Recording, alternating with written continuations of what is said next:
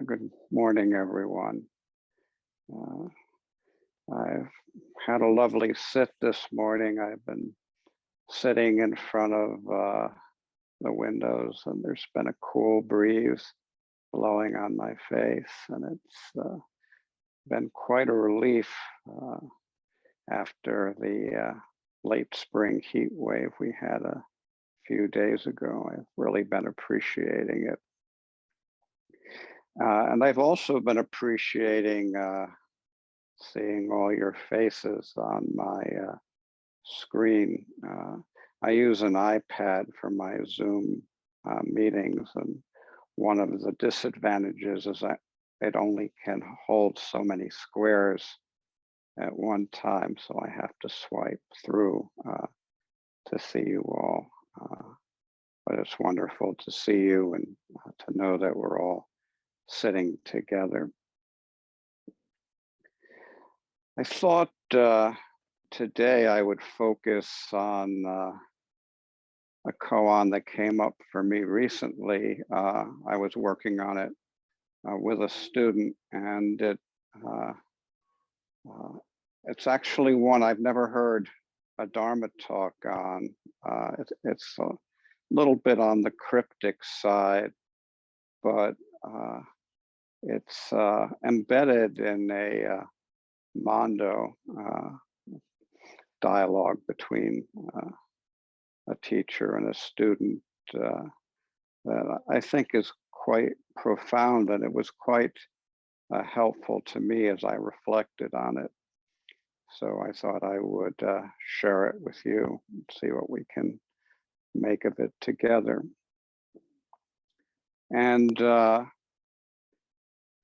it involves Manjushri and Wu Cho. And Wu Cho was a monk, and of course Manjushri is the deity that in Buddhist iconography represents wisdom.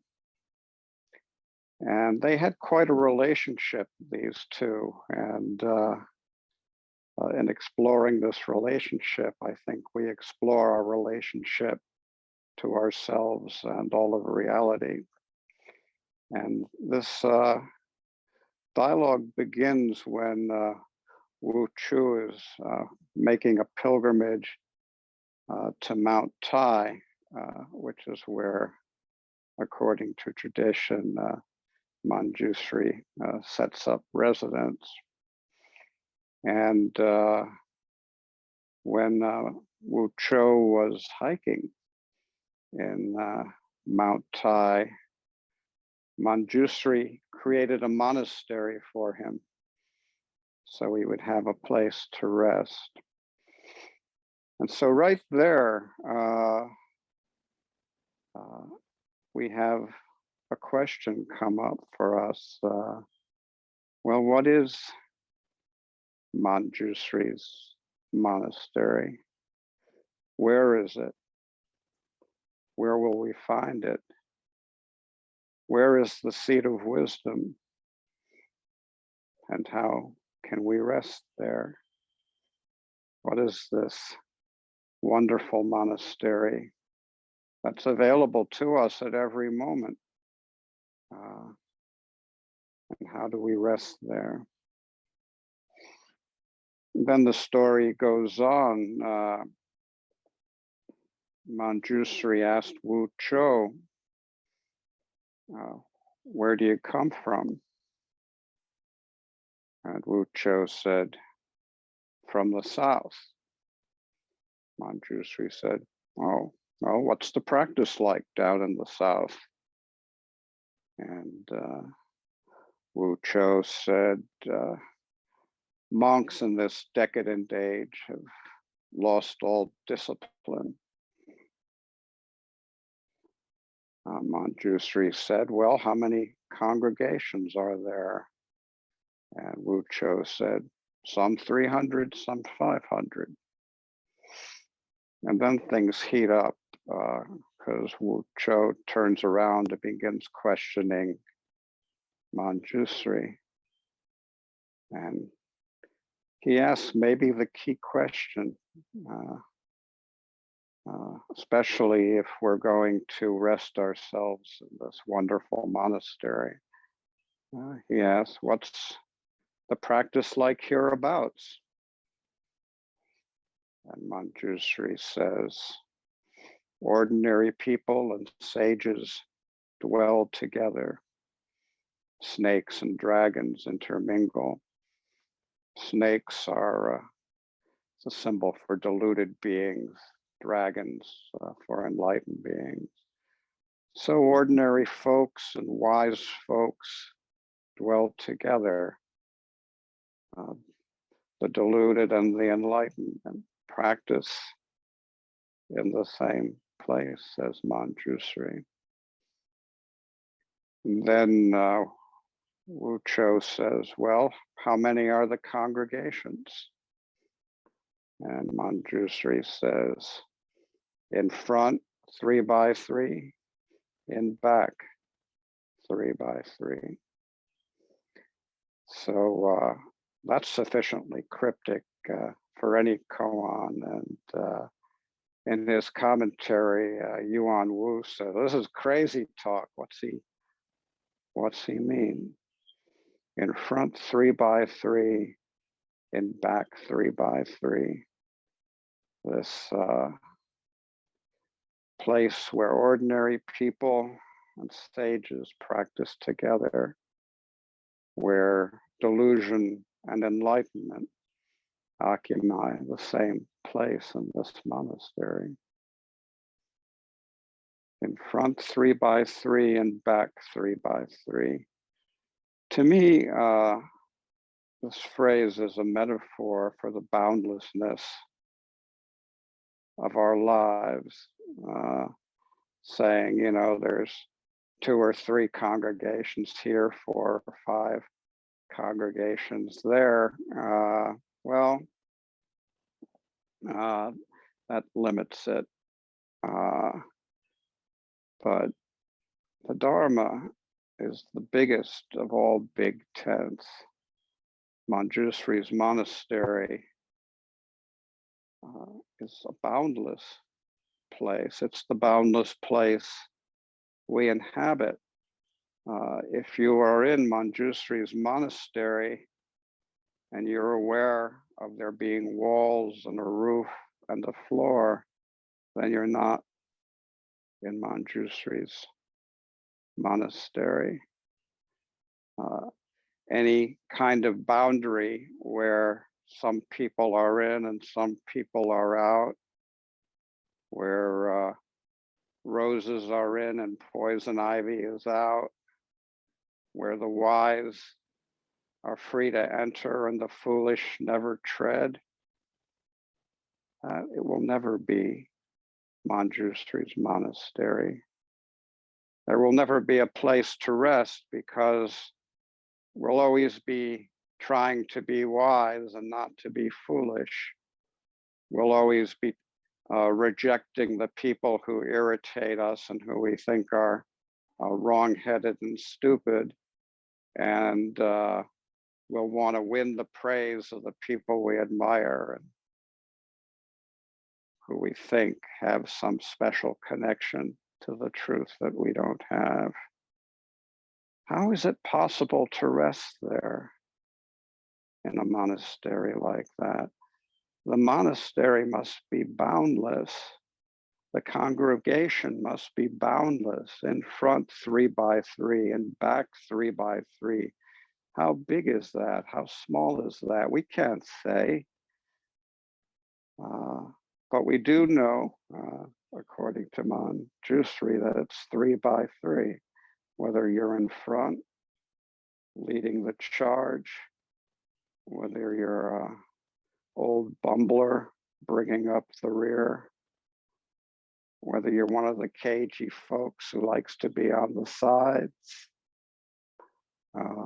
it's all 3 by 3, 3 by 3, 3 by 3. And one thing we know about 3 is that it always equals 3. No matter where you are in the congregation, it's 3 by 3. The place we're at right now is in that congregation. The place we're at right now is in that temple, and it's right here, right now, that we can find rest in the place that this icon of wisdom has so thoughtfully created for us. Then things keep going on between Manjushri and Wucho. So following this dialogue, they sit down to tea together, and Manjushri holds up a beautiful crystal tea bowl, absolutely flawless, absolutely transparent. And he asks Wucho, do they have this down south? And Wucho goes, no. And Manjushri goes, well, what do you use to drink tea out of?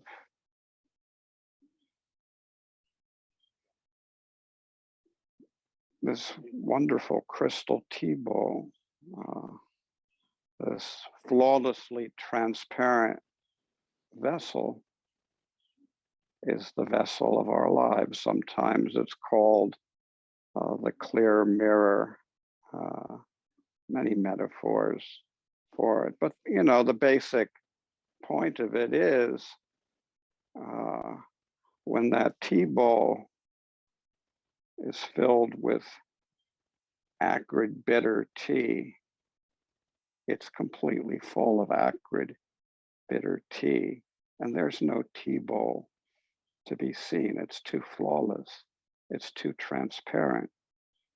It's too much our own nature, our own clear, flawless nature for us to be able to see it.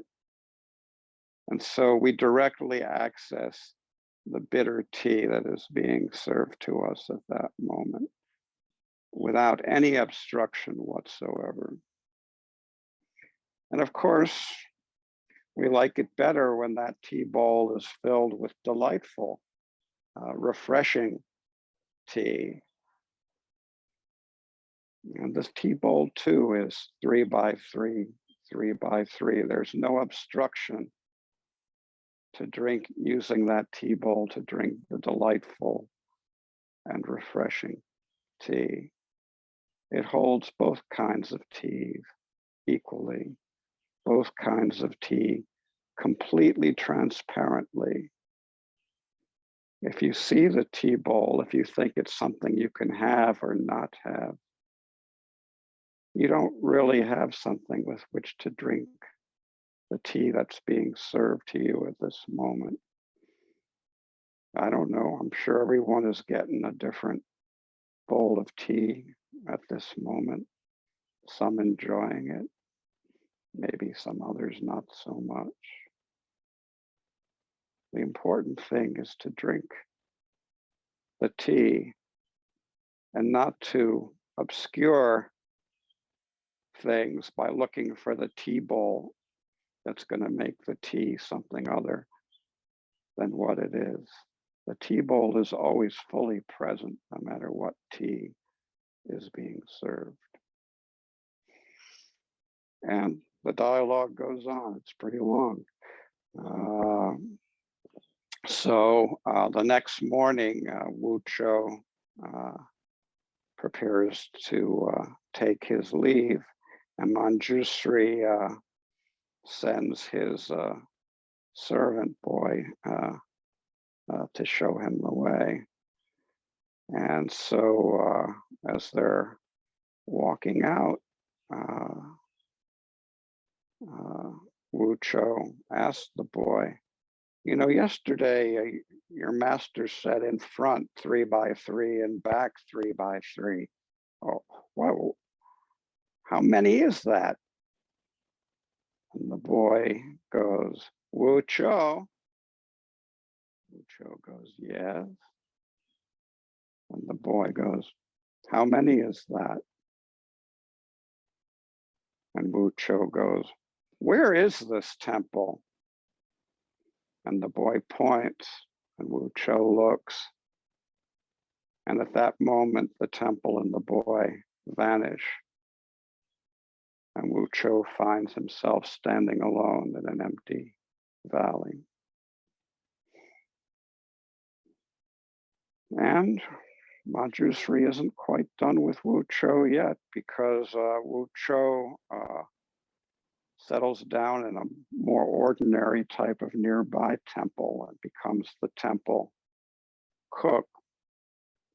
And every once in a while, when he's cooking the rice and the steam is coming up from the rice pot, Manjushri's face appears in the steam. And Wu Cho takes the ladle and bops him on the head, and Manjushri disappears. He knows that if there's any Manjushri to be seen, it's not Manjushri. If there's any Manjushri to be seen, you're separate from Manjushri. And so to me, this koan is a koan of opening, the importance of opening, the importance of finding your rest in the boundless monastery where there are no walls, no roof, no floor, where there's nothing to be seen but all beings, the cats and the dogs, the sun, the moon, the flowers, the weeds, all beings, all are welcome in the boundless monastery of Manjushri. And at every moment, we can find our rest there. Now, sort of changing up the groove here, as the disc jockeys like to say, this notion of boundlessness comes up a lot in the teachings of another very great master, Master Chao Cho, also known as Joshu. And he has his own take on Manjushri's boundless monastery. A monk once asked him, "What is Joshu?" And he said, "East Gate, West Gate, North Gate, South Gate. All the gates are open.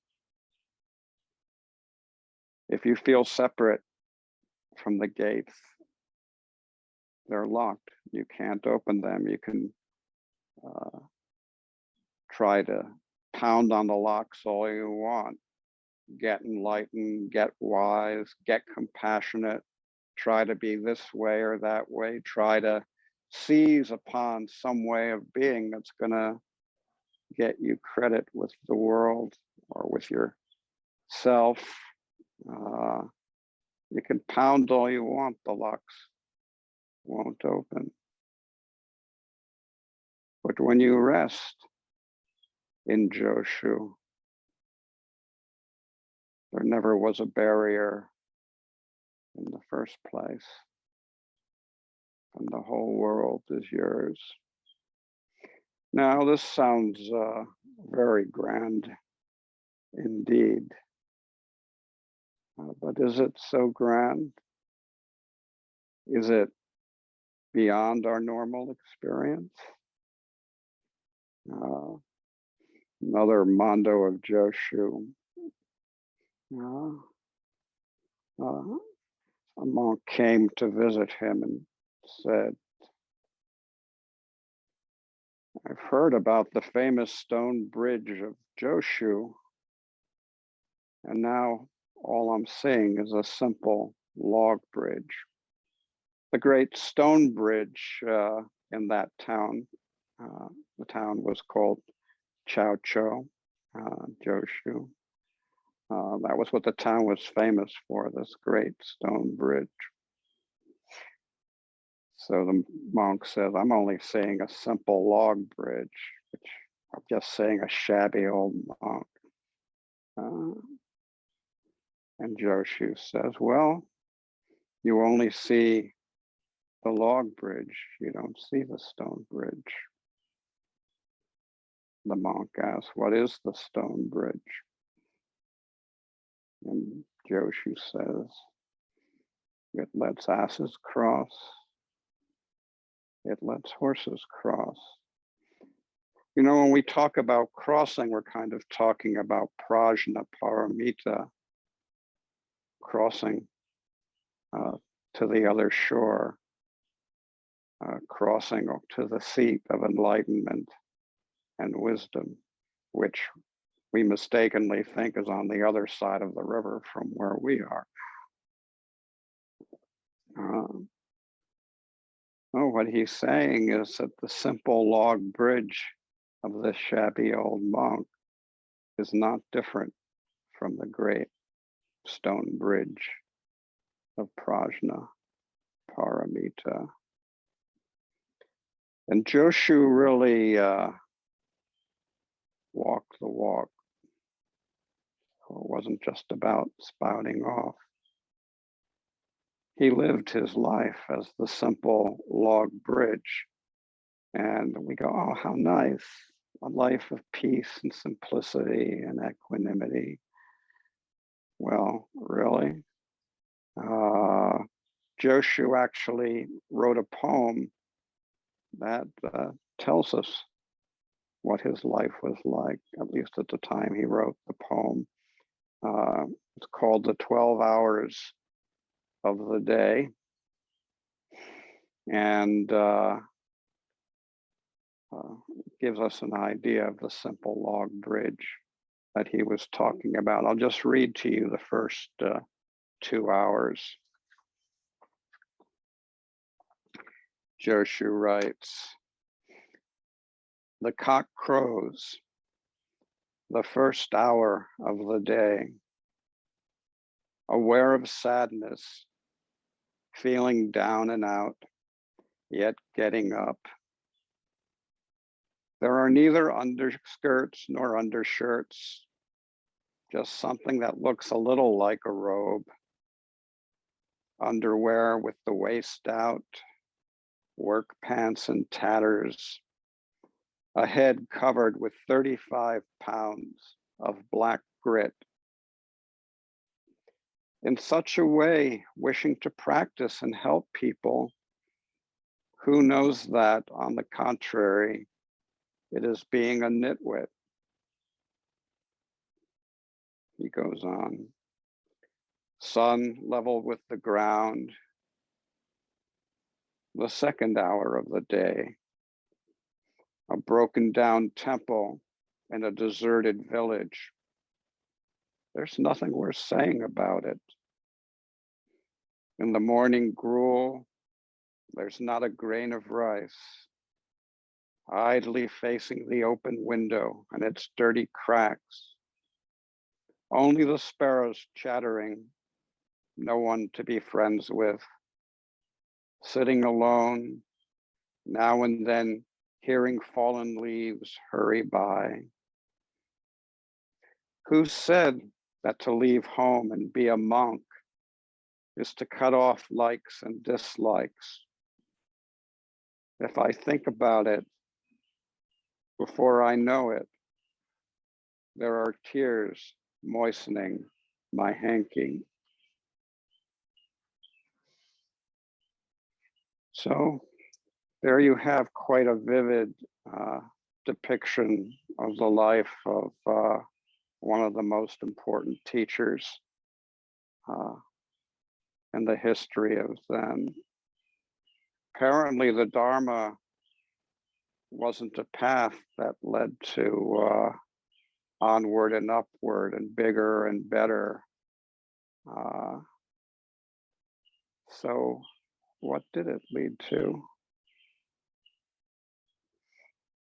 It led to, in my opinion, the realization that the simple log bridge and the great stone bridge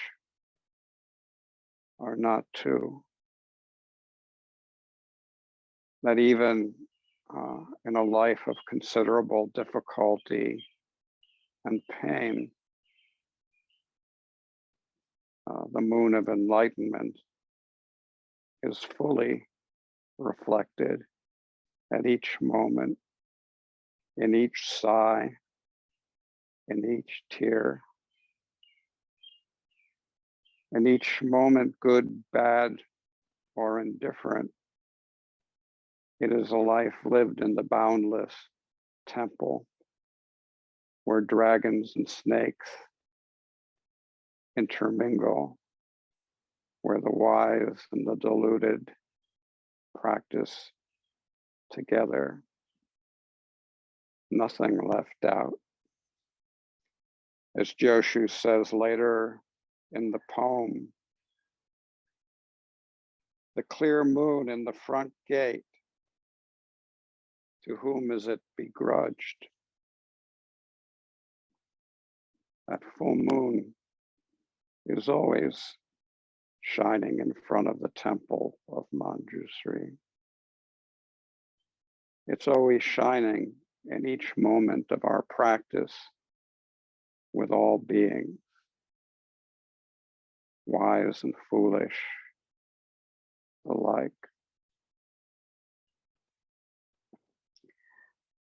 I'll sort of conclude with one of Joshu's great mondos, which I think gives the feel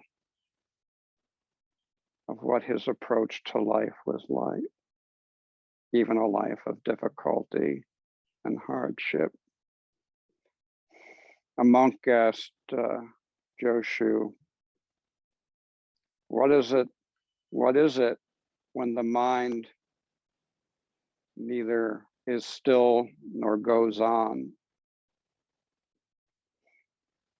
Joshu said, it's alive, but that's just to deal with it intellectually.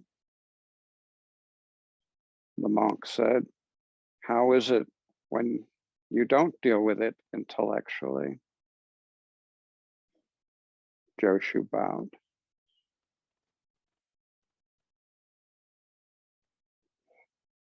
So thank you, everyone. It was wonderful sitting with you today in Manjushri's temple.